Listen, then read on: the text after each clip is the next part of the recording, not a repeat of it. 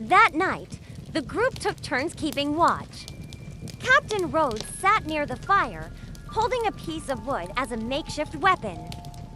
He was exhausted, but he stayed alert.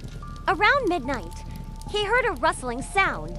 At first, he thought it was the wind, but then he saw it a shadow moving between the trees. It was fast and silent. "Who's there?" Rhodes called out, standing up. The others woke up quickly. Nina grabbed her knife and stepped forward. "There's something out there," Rhodes said, his voice low. The group huddled together, their eyes scanning the darkness. They heard footsteps, then silence. It felt as if the jungle was alive, watching them. The next morning, while searching the wreckage for more supplies, Leela found a small leather pouch. Inside was a folded map. She ran to the group, holding it up. "Look, this was in the pilot's bag," she said excitedly. Nina took the map and opened it. It showed the jungle and a large X near a river. "This could lead us to safety," she said, though her voice was cautious. "But what if it's a trap?"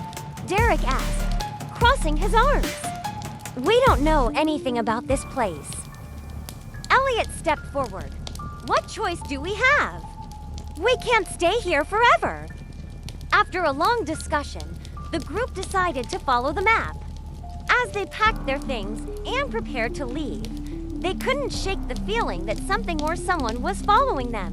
The jungle was unforgiving. Thick vines hung like traps from the canopy above, and every step felt like it led them deeper into an endless maze. The air was humid and smelled of damp earth, and the sounds of unseen animals filled the silence between the group. Elliot stumbled over a root and nearly fell. "Do we even know where we're going?" he asked, panting. Nina checked the map, her sharp eyes scanning the markings. "If this is accurate, we should find a clearing soon. Stay alert." Derek carried a heavy branch as a makeshift weapon, his eyes constantly moving. "I don't like this," he muttered. "Feels like we're being watched." Leela clung to Marla, her face pale. "I just want to go home," she whispered. Marla, though limping slightly, put on a brave face. "We'll make it out. Sweetheart, just stick together." The group trudged on, following Nina's lead. The deeper they went, the more unnatural the jungle began to feel. The trees seemed to close in, and the sunlight barely reached them. Strange carvings, similar to the ones they had seen earlier, appeared on rocks and tree trunks. "What do you think these mean?" Elliot asked, pointing to a large stone covered in symbols. "They're warnings," Nina said coldly. "Keep moving." After hours of walking, the group finally broke through the dense foliage and into a wide clearing.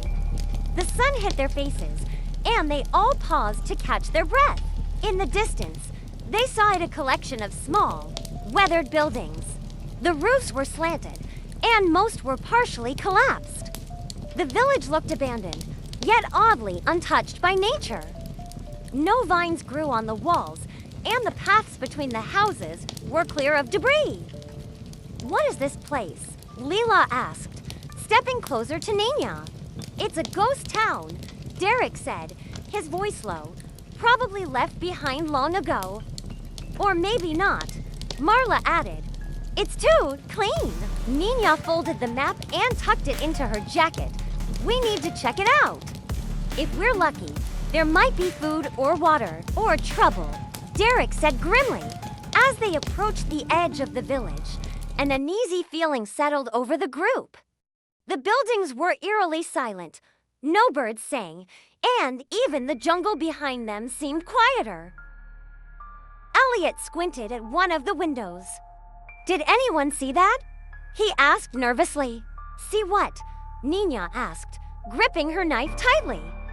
I thought I saw something move inside that house," Elliot said, pointing to a small wooden structure with a broken door.